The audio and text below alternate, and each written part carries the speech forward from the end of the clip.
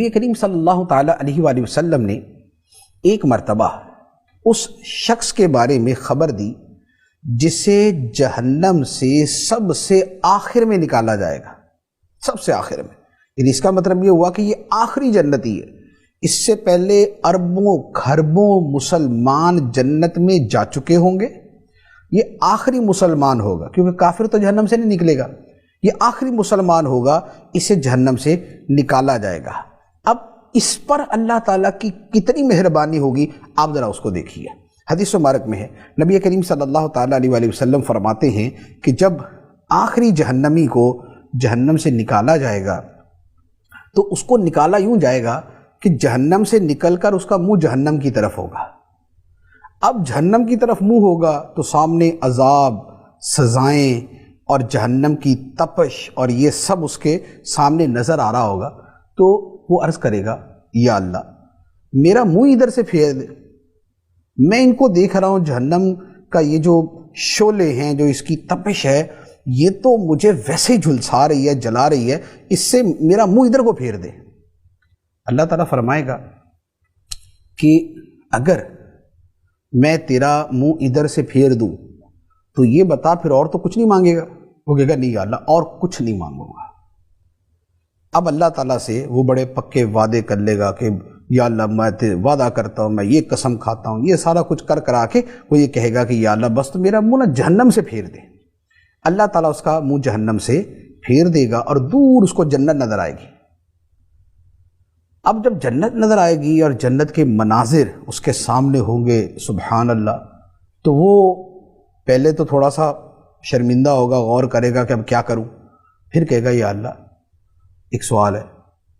اللہ تعالیٰ فرمائے گا تو نے پہلے نہیں کہا تھا کہ تو نے کچھ نہیں مانگنا؟ اور وہ کہے گا یا اللہ ایک سوال۔ اللہ تعالیٰ فرمائے گا اچھا ٹھیک ہے، اگر یہ پورا ہو گیا اور تو نہیں مانگو گے؟ وہ کہے گا نہیں یا اللہ اور کچھ نہیں مانگو۔ اب وہ بندہ کہے گا کہ یا اللہ مجھے جنت کے قریب کر دے بس۔ اللہ تعالیٰ اسے جہنم سے پھیر کے جنت کے قریب کر دے گا اور وہ جنت کے قریب ہو جائے گا۔ اب وہاں جب جا کے وہ دیکھے گا کہ اتنا کچھ جنت کے اندر، ایسی موجیں، ایسے محلات، ایسی نعمتیں، کھانا پینا پہننا رہنا، مناظر، اور پھر جو جنت کے اندر دودھ شہد شراب کی نہریں، اب جب یہ ساری چیزیں دیکھے گا تو اب وہاں پر کھڑے ہو کے وہ خاموش ہو جائے گا اور کافی دیر خاموش رہے گا، کیونکہ اب اس کو سمجھ نہیں آ رہا ہوگا کہ اب میں کیا بولوں، کیونکہ میں تو بڑی قسمیں کھا کے پہلے ہی جو ہے میں نے کہا تھا کہ یا اللہ میرا صرف منہ جہنم سے پھیر دے، اس کے بعد پھر میں نے قسمیں کھا کے کہا تھا بس آگے کر دے اور کچھ نہیں مانگوں گا۔ تو اب وہ کافی دیر خاموش رہے گا۔ اس کے بعد پھر کہے گا اے ربی ادخلنی الجنہ، یا اللہ جنت میں ہی داخل کر دے۔ اللہ تعالیٰ سے فرمائے گا الیس قد اعطیت عہودک ومواثیقک الا تسأل غیر ما اعطیت۔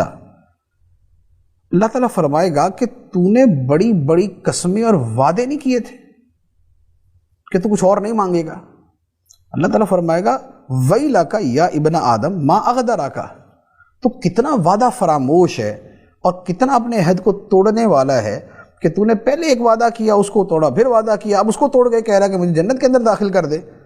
وہ بندہ کہے گا اے ربی لا اکون اشقا خلقی کا، اے اللہ میں یہ نہیں چاہتا کہ تیری مخلوق میں سب سے بدبخت آدمی میں ہی بن جاؤں، کہ جہنم سے تو نکل آیا، جنت میں جانے سے محروم ہوں۔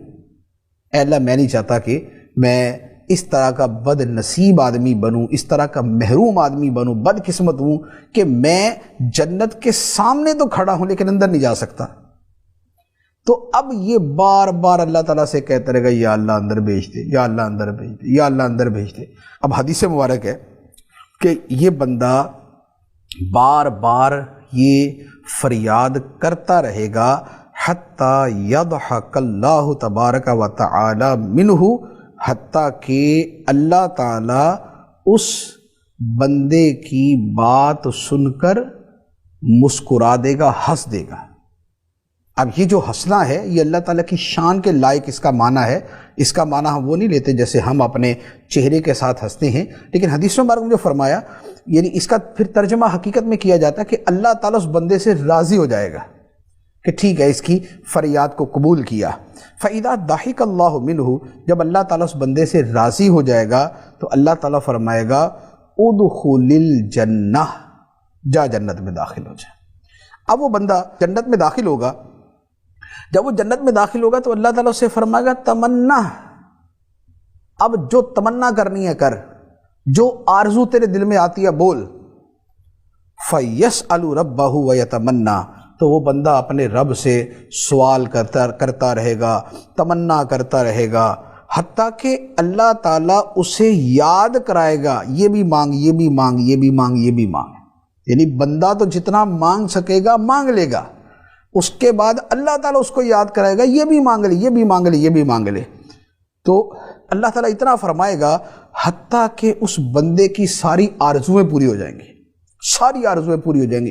جتنا اس نے مانگنا ہوگا، یا اللہ مجھے اتنے محلات دے دے، اتنی حوریں دے دے، یا اللہ اتنے مجھے باغات دے دے، اتنے مجھے کھانے پینے کی چیزیں دے دے، اتنا بڑا رقبہ دے دے، سب کچھ مانگ کے اس کی ساری امیدیں ختم ہو جائیں گی، ساری تمنائیں پوری ہو جائیں گی.